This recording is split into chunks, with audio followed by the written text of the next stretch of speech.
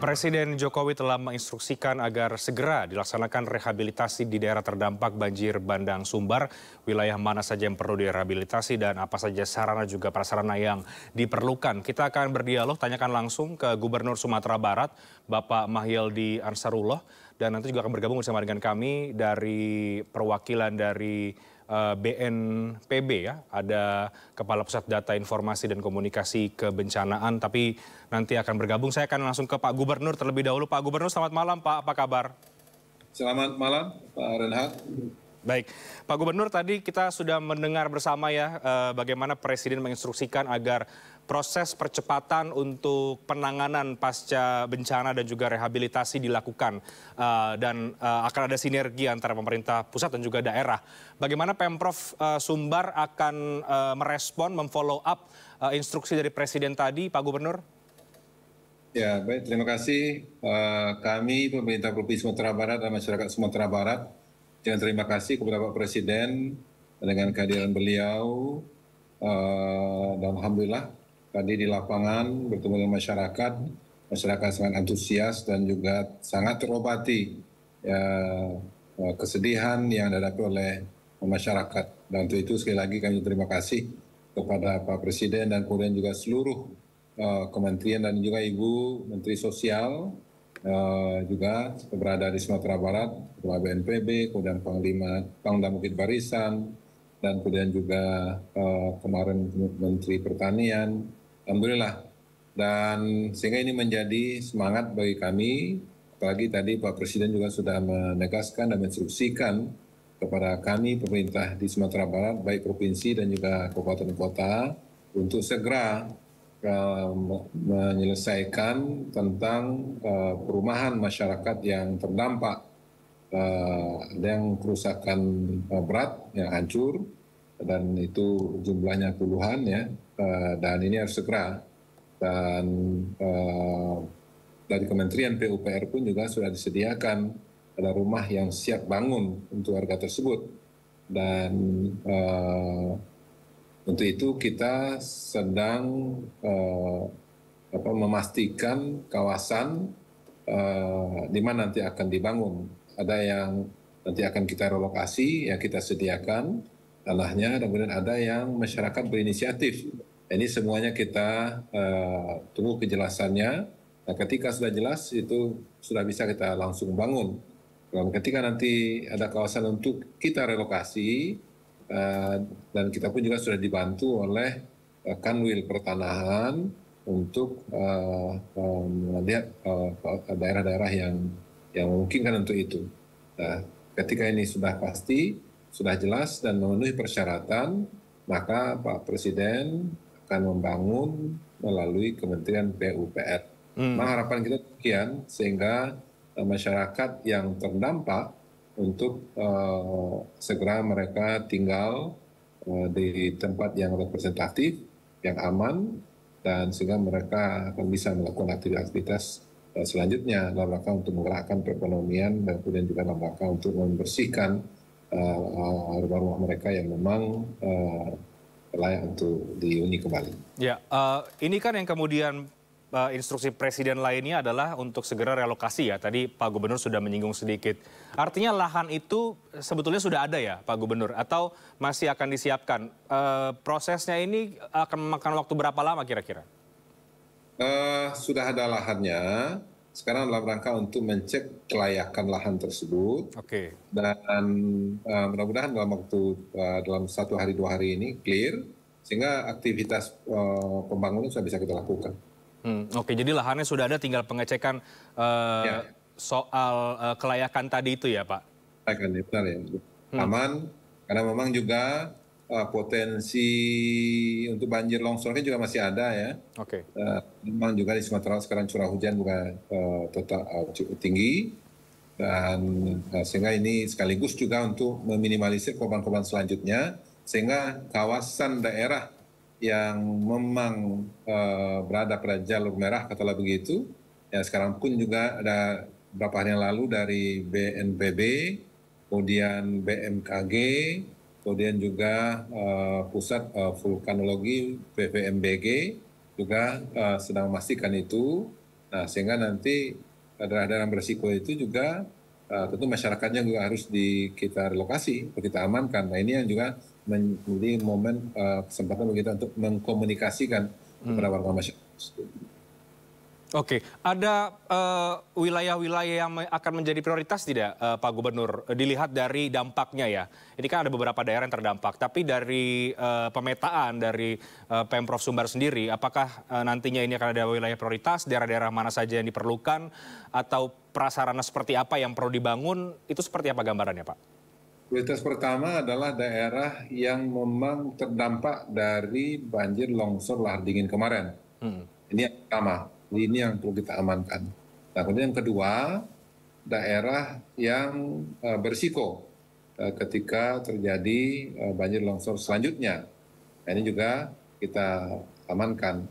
Dan untuk lahan, itu ada di Tanah Datar dan kemudian juga ada di Kabupaten Agam.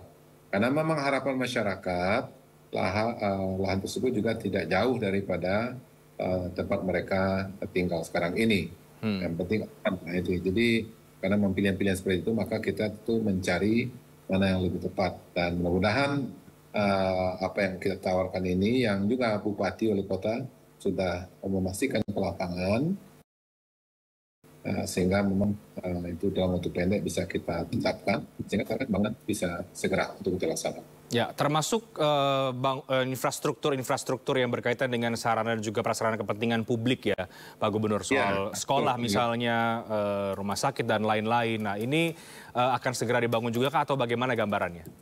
Ya, jelas untuk rumah sekolah ya, karena memang di samping rumah masyarakat dan juga ada rumah sekolah, itu juga tentu menjadi prioritas kita untuk selanjutnya. Dan alhamdulillah dukungan dari BUMN ya, kemarin juga melalui Bupati, Wali Kota, itu juga sudah ada para pihak-pihak yang juga bersedia untuk membantu. Bahkan kemarin Bapak Menteri Pertanian itu langsung secara pribadi beliau membantu untuk segera pembangunan sekolah diantaranya.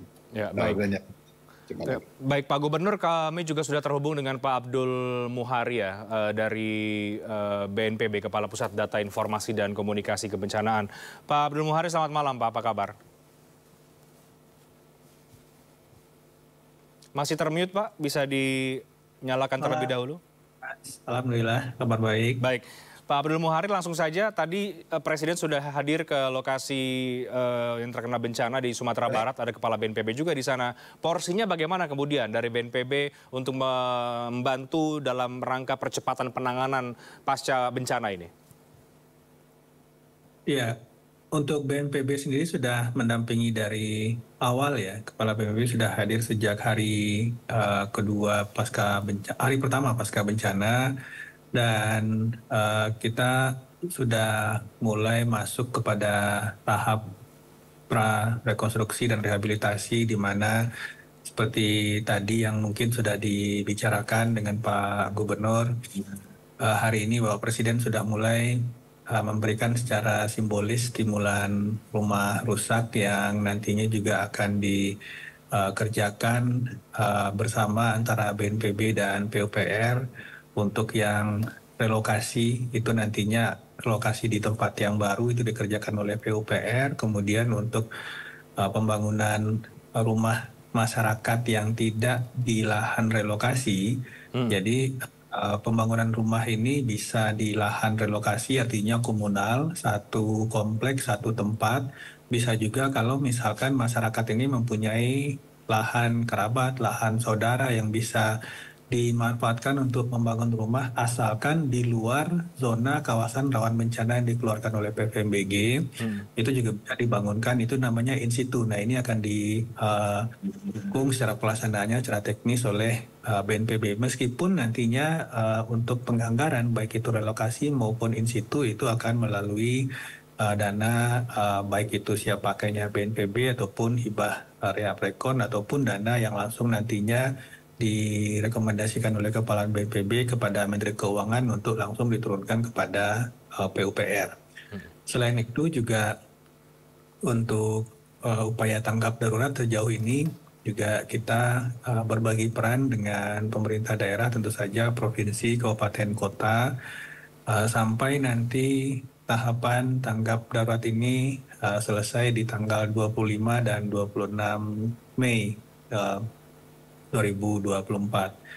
Di samping itu juga ada beberapa rencana mitigasi jangka pendek seperti tadi yang disampaikan secara langsung oleh Bapak Presiden, bahwa beliau mengharapkan ada bahkan jumlahnya cukup besar ya, 56 unit Sabodam yang diharapkan Bapak Presiden bisa dibangun. Nah, itu juga kita sedang berkoordinasi dengan PUPR.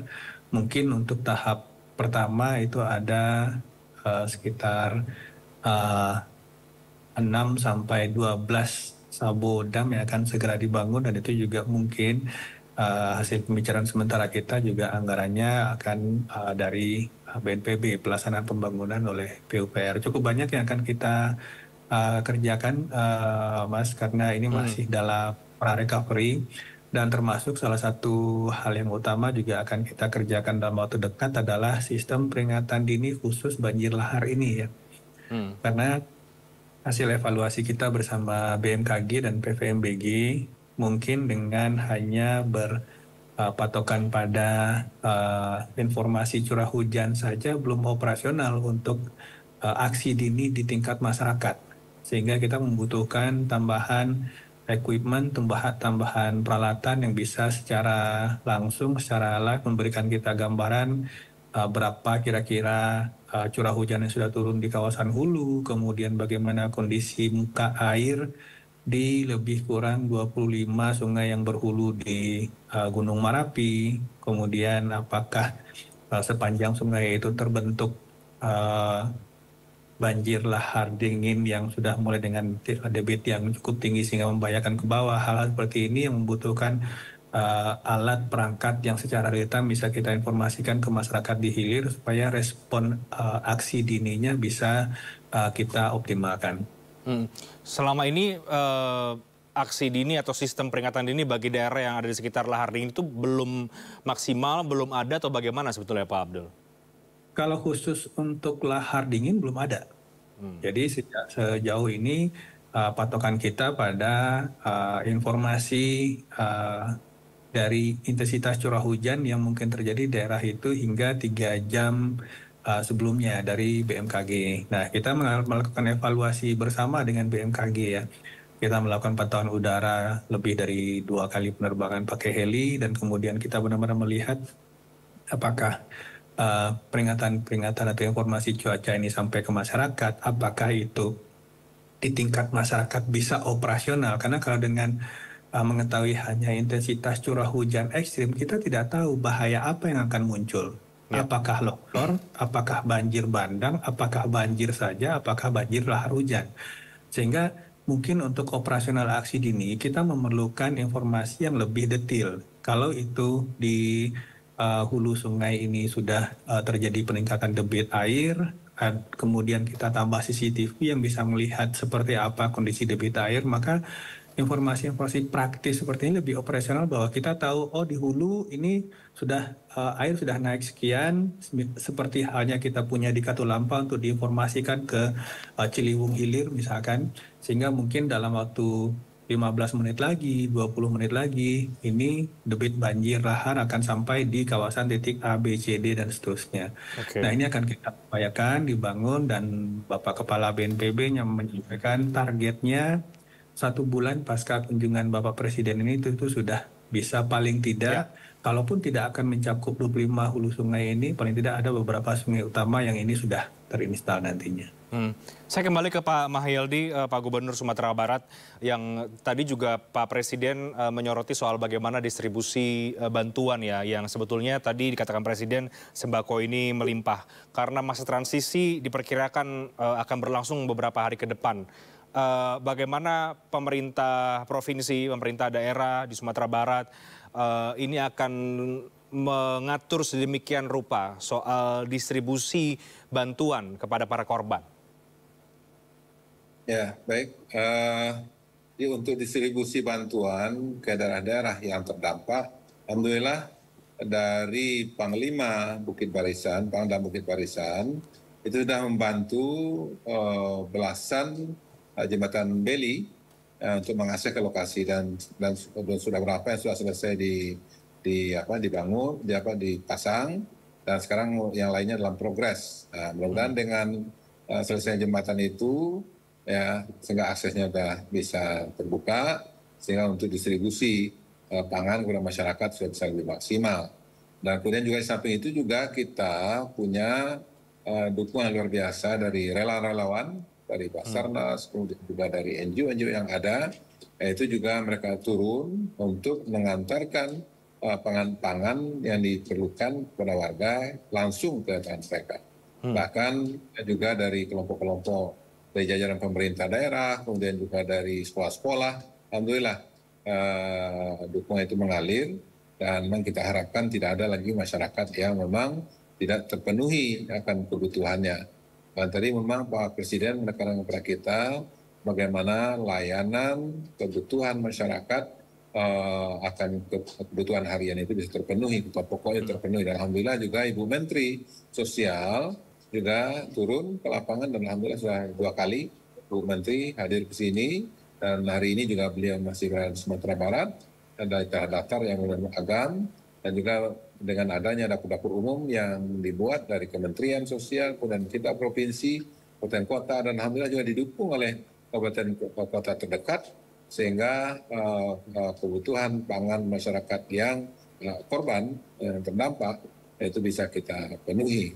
Dan kita di provinsi juga mendistribusikan beras melalui dinas sosial ke dapur-dapur umum yang ada di kabupaten kota yang ada. Jadi secara lebih spesifik itu kabupaten kota mengatur, mengendalikan, dan mendistribusikan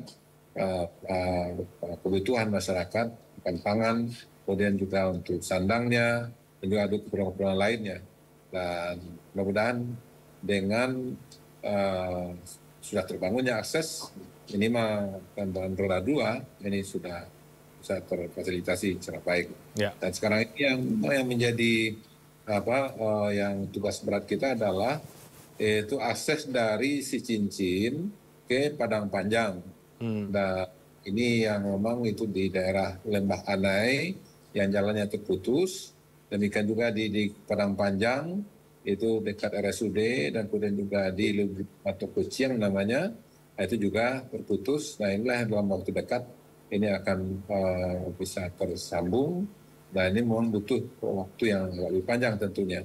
Dan untuk Lembah Anai bertahap, untuk hari ini sepeda motor sudah bisa lewat, dan setelah itu kita harapkan nanti kendaraan pribadi itu bisa lewat, dan dalam waktu 2 bulan ke depan itu mudah-mudahan kendaraan besar, truk yang membawa pangan, kemudian juga yang antar provinsi juga akan bisa melewati Lembah Anai, sehingga kita harapkan aktivitas ekonomi masyarakat juga lebih baik, dan kemudian juga tentu pergerakan pertumbuhan ekonomi kita juga akan bisa lebih baik. Dan mudah-mudahan sinergi dari Kementerian PUPR, kemudian BNPB, Basarnas, kemudian juga Kementerian Sosial, kemudian dukungan dari Pangdam Bukit Barisan, dan kemudian juga dukungan daripada Menhan kemarin.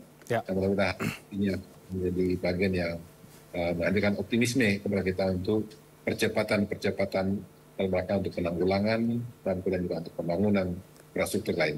Ya, terima kasih banyak Pak Gubernur, Pak Abdul Muhari untuk waktunya. Tentu kita berharap bersama proses rehabilitasinya bisa berjalan dengan lancar, dengan dukungan semua pihak, termasuk juga dari BNPB dan banyak stakeholders lainnya, sesuai dengan tadi yang diinstruksikan oleh Presiden Joko Widodo. Terima kasih banyak Pak Mahyildi, Gubernur Sumatera Barat, Pak Abdul Muhari, terima kasih, selamat malam, sehat selalu.